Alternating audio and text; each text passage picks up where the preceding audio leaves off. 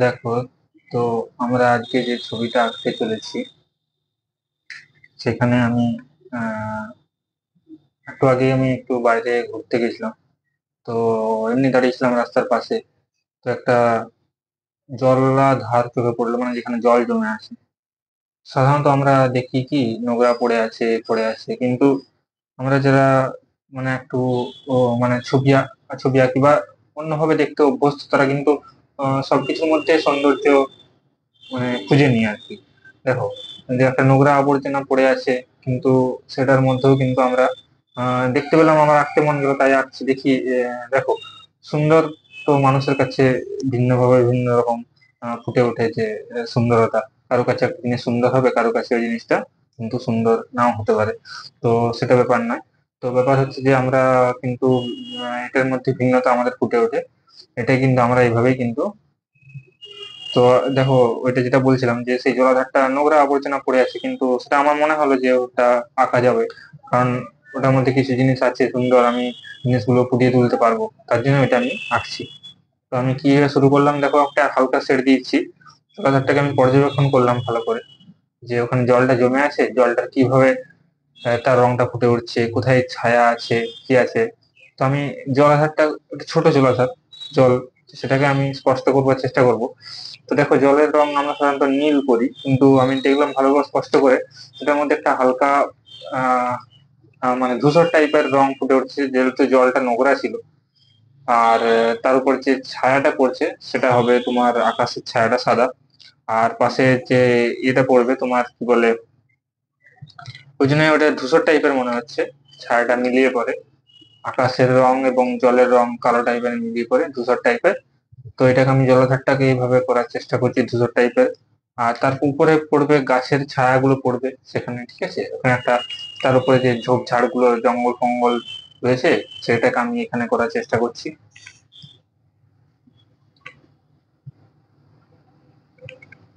তো দেখো, চাইলে ছবি যে কোনো কিছু আঁকা যেতে পারে। তো আজকে আমি ভাবলাম এইভাবে ভিডিওটা, প্রসেসটা আমি বলবো আর দেখাবো। তো সেই জন্য এটা আঁকছি। দেখো, যখন তুমি আঁকবে তখন তোমার কাছে ওটাই নয় যে যেটা তুমি যেভাবে মানে তোমার রং চলবে সেইভাবে তোমার ছবি অগ্রসর হবে। তোমাকে কোনো নির্দিষ্ট বাঁধা ধরার নিয়ম নেই। হ্যাঁ, একটা আবছা জিনিস থাকেই যে হ্যাঁ এটা আমি আঁকতে চলেছি, কিন্তু যেভাবে তোমার ছবি তোমাকে নিয়ে যাবে সেদিকে কিন্তু তোমাকে এগোতে হবে। কোনো বাঁধা ধরার নিয়ম নেই, এই জন্য আমার ছবি আঁকাটাকে এত ভালো লাগে। এখানে কোনো বাঁধা ধরার নিয়ম নেই। যেমন আমাদেরকে বইয়ের খাতায় পড়ানো হয় যে এটা এলে এটা উত্তর এইভাবে লিখতে হবে, এটা পেলে এটা এত এভাবে, কিন্তু এখানে কোনো বাধা ধরা কিন্তু তোমার কোনো নিয়ম নেই। তুমি যেরকম তোমার যেদিকে অগ্রসর হবে সেখানেই কিন্তু তোমার জিনিসটা ফুটে উঠবে সেভাবেই। ওই জন্য একই ছবি যদি কাউকে আঁকতে বলা হয়, ভিন্ন জনের ক্ষেত্রে কিন্তু ভিন্ন ভিন্ন রকম ভাবে জিনিসটা ফুটে ওঠে। জীবনের সব ক্ষেত্রে তাই। একই জিনিস যদি মানুষকে করতে বলা হয়, তাদের কিন্তু ভিন্ন ভিন্ন ভাবে সেটা তাদের ফুটে উঠবে। সেইটা তাদেরকে গুরুত্ব দেওয়া উচিত, তাদের ভিন্নতা, কারণ প্রত্যেকের মধ্যে কিছু নিজস্বতা আছে। সেইভাবেই কিন্তু আমরা তৈরি হয়েছি, সেইভাবেই কিন্তু আমাদের জীবনযাত্রা চলছে। সেটা মানুষকে বুঝতে হবে যে কারোর সাথে কারোর তুলনা কিন্তু সম্ভব না। এখানে সবাই কিন্তু নিজস্ব। সেই নিজস্বতাটাই আমাদেরকে কিন্তু শিখতে হবে, যে আমার নিজস্বতা কোথায় আছে, সেই নিজস্বতা জানতে হবে। এবং কাউকে দেখাবার দরকার নেই, তোমার নিজস্বতা তোমার ভিতরে, তুমি স্বীকার করলেই যথেষ্ট।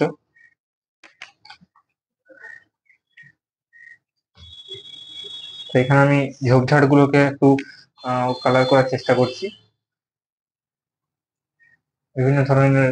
এখানে কতগুলো ফুল, ধরো ধরো এখানে আমার মনে পড়লো যে এখানে কত ধরনের ফুল ছিল, তো আমি সবুজের মাঝখানে কিছু কিছু জায়গা রেখে দেবো, সেখানে কিন্তু আমি ফুলগুলোকে ফোটাবার চেষ্টা করব। বিভিন্ন ধরনের ফুল এখানে কিন্তু ফুটেছিল, সেগুলো কিন্তু আমি দেখাচ্ছি। এখানে তুমি রং নিয়ে বৈচিত্র্যপূর্ণ হতে পারো, বিভিন্ন দিক থেকে রং ফুটে উঠছে তোমাকে যে ছবিটা।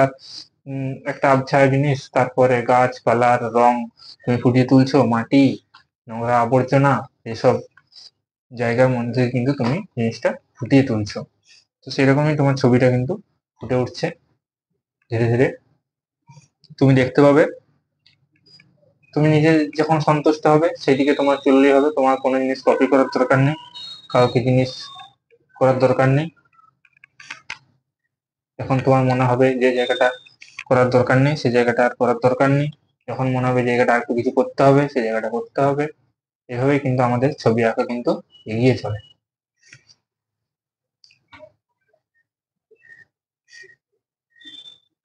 দেখো, আমি সবকিছুর সঙ্গে সবকিছু রিলেট করতে পছন্দ করি। জীবনের কোনো কিছুই কিন্তু বেখাপ্পা নয়, সবকিছুই কিন্তু কিছু প্যাটার্ন মেনে চলছে এবং আমরা সবকিছুই কিন্তু এগিয়ে চলছি সেভাবে। শিক্ষিত হয়ে চলছে, শিক্ষা কিন্তু বিকাশ হয়ে চলছে প্রতি মুহূর্তেই। সেভাবে আমি জিনিসটাকে দেখতে পছন্দ করি। তো এখানে আমি কি করব, একটু ওই জিনিসটাকে, যেহেতু আমি বললাম রংটা ধূসর আছে, তা আমি রংটা একটু ধূসর করার চেষ্টা করব। যাতে বোঝা যায় যে এখানে একটা জলাধার কিছু আছে।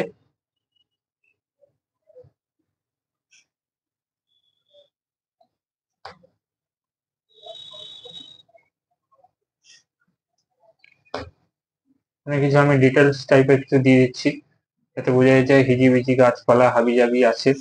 সবুজ কালার যেহেতু করছি, এখানে যেহেতু বললাম ফুল আছে, সেই ফুলের রংগুলোকে আমি একটু দিয়ে দিচ্ছি।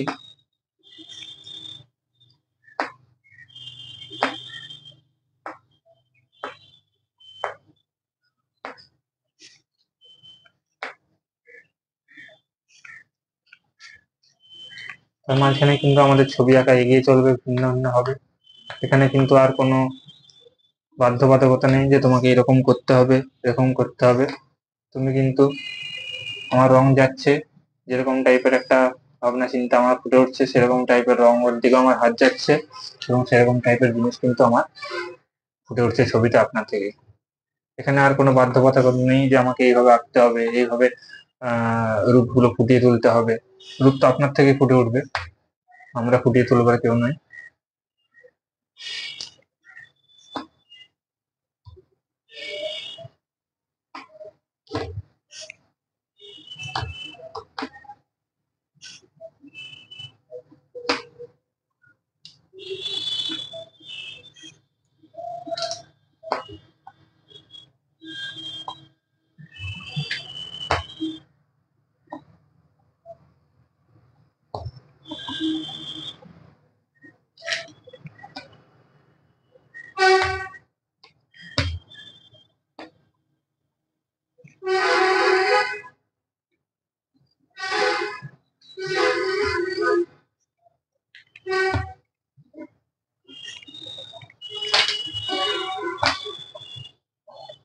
যেহেতু জলাধারটাই আমাদের মেন, তাই ওটাকে আমি করার চেষ্টা করব।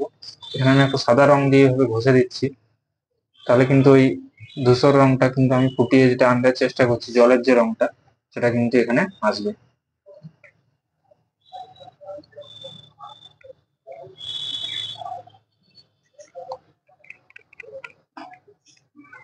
এটা একটু নামিয়ে দিলে ভালো হয়, তাহলে আমার হাতগুলো ধরবে না।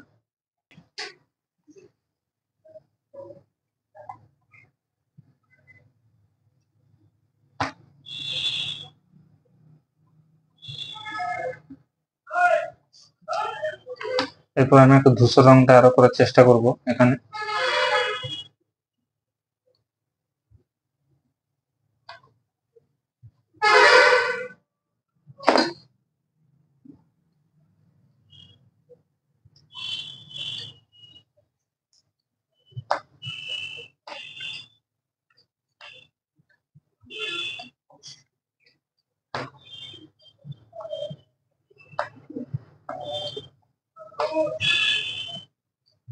দেখো, হিজিবিজি কালারের মধ্যে কিন্তু আমাদের রং ছবি এগুলো ফুটে উঠবে। এখানে আলাদা কোনো বৈচিত্র্য কিছু নেই যে এইভাবে আমাদেরকে করতে হবে, এইভাবে কিছু করার চেষ্টা করতে হবে, সেরকম কিন্তু কিছু নেই। হিজিবিজি খেলার মধ্যে কিন্তু আমাদের যা ফুটে উঠবে সেটাই কিন্তু আমাদের ছবি হয়ে যাবে।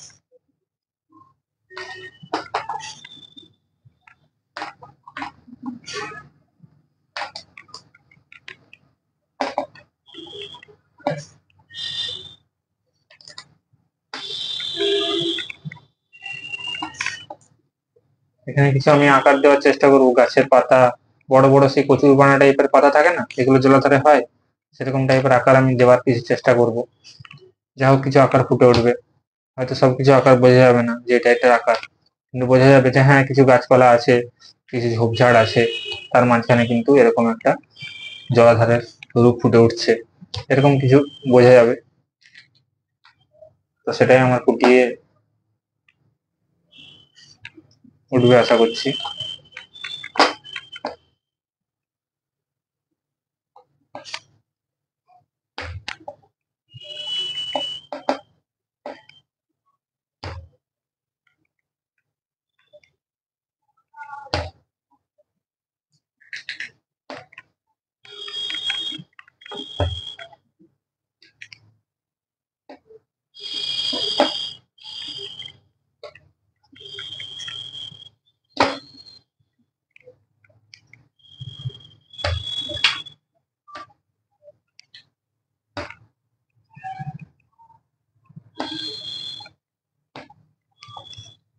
এবার ছবিটাকে নিজের মতো একটু আমি করে নিতেও পারি, এটার সঙ্গে সেখানে যা দেখেছিলাম সেটার সঙ্গে নিজের চিন্তা ভাবনা মিশিয়ে এখান থেকে আমি একটু স্মুথলি করব জায়গাটাকে সবুজ রং দিয়ে, যাতে আমি এর উপর ফুলগুলোকে ফুটিয়ে তুলতে পারি। তার জন্য জায়গাটাকে আমি প্রথমে একটু স্মুথ করে দেবো, কালার ঘষে ঘষে সবুজ টাইপের, এবং আরো অন্য কিছু কালার এর সঙ্গে আমি যোগ করব এবং জায়গাটাকে একটু স্মুথ করব, যাতে যখন আমি এর উপর ফুলগুলো আঁকবো তখন সেগুলো কিন্তু ফুটে ওঠে নিজস্বতা নিয়ে। তার জন্য জায়গাটাকে আমি প্রথমে একটু স্মুথ করে দিচ্ছি, মানে একটু, হ্যাঁ, প্লেন টাইপের করে দিচ্ছি, যাতে যখন আমি সেখানে কিছু লিখবো, কোনো ডিটেলস দেবো, যেমন যেটা বললাম ফুল বা কিছু আছে, সেটা কিন্তু সেইভাবে যাতে ফুটে ওঠে। তার জন্য কিন্তু আমি জায়গাটাকে প্রথমে একটু স্মুথ করে দিলাম বিভিন্নতা দিয়ে।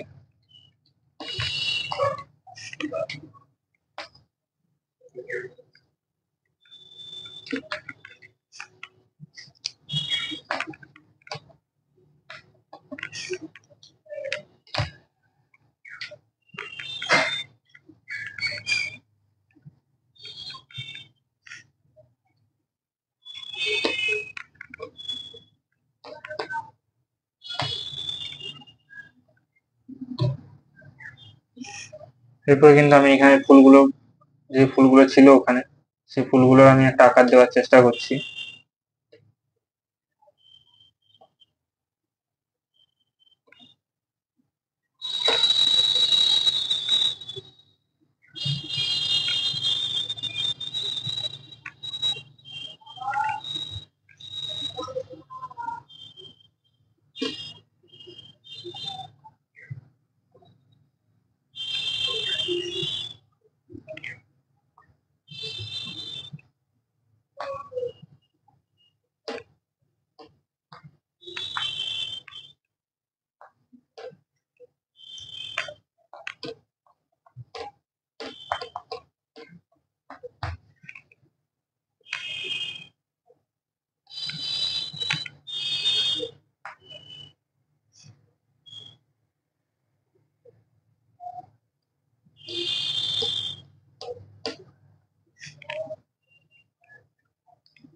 এর নিচ দিকেও আমি কিছু ওরকম টাইপের ঘাস করব, যেখানে ফুল টাইপের মনে হবে যেন ফুটে আছে।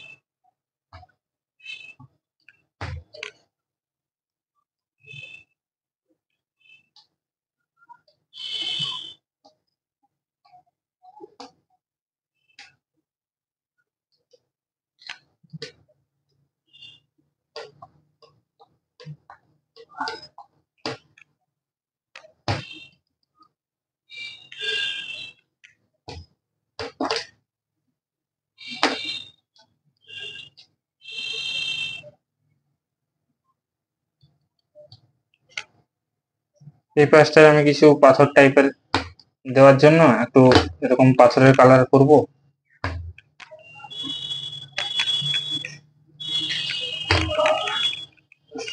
তার মাঝখানে হিবিজিবি যেগুলো পাতা বলেছিলাম, সেই টাইপের করবার জন্য কিছু আকার আমি দেওয়ার এখানে চেষ্টা করছি।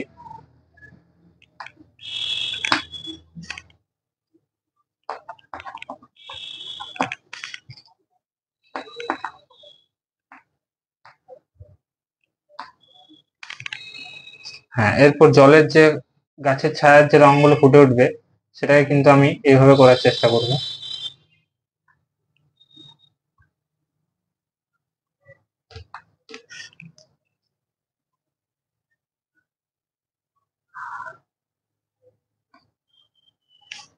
এটা তো ডিপ কালারে হবে, তার জন্য ডিপ কালারটাকে বোঝাবার চেষ্টা করতে হবে আমাকে।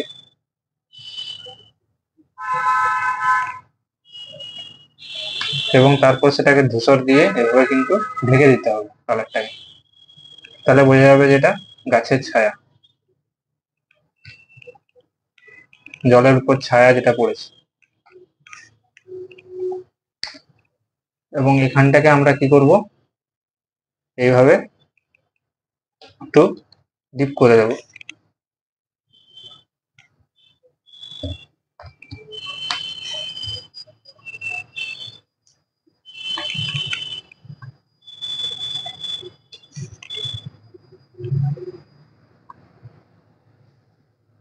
কালারটাকে মিক্স করে দেবো আমরা। আশা করছি আমি যেটা ফুটাতে চাইছিলাম সেটা ফুটতে পেরেছে।